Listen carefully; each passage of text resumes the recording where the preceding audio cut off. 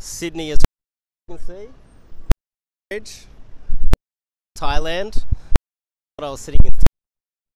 I was in there for like 3 weeks, but today I want to talk kind of like some red pill topics. I want to talk about how society is dominated by women and how they have technically co-opted the government in order to get resources out of the government for their own benefit, which is at the detriment of most men in society, especially here in Sydney, feminist Australia.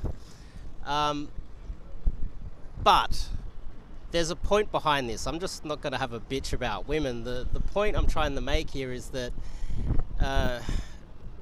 if you want to get into the dating game, you want to get some results, you know, you have to know what the rules are, right?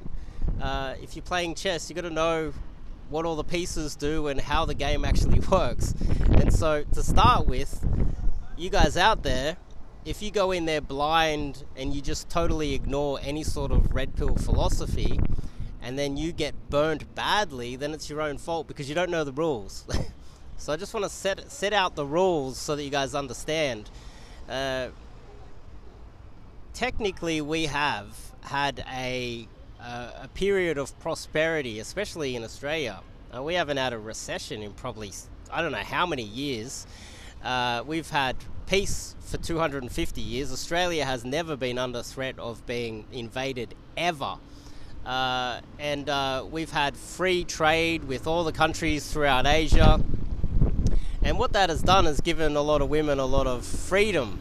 And instead of using that freedom to get into the sciences and create a better life for everybody out there, instead of getting into ways to increase the pie, productively increase the wealth of society, a lot of women with their spare time have decided to just go and get in the ears of politicians, protests in the street, and try to divvy up the pie that the men who have built Australia and divvy up the pie and steal more for themselves, not only wealth, but also political power within the country.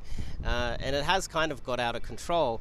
But if you just focus on that part of it, then you're going to find yourself going down a rabbit hole of red pill rage, they call it.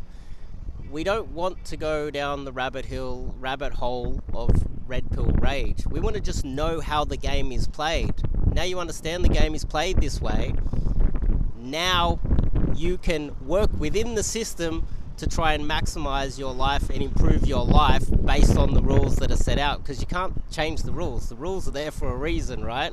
And you and me, we're not the president, and even if we were the president, we'd have our Twitter taken away from us. So we don't really have the ability to change the laws. We just need to play within it, okay?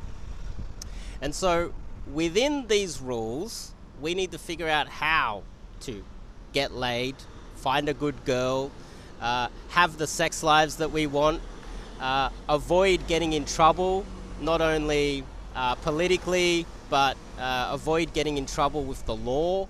There are a lot of traps out there, and these are some of the things that I'm going to start to cover a little bit more on this channel. So I guess that's a good little start.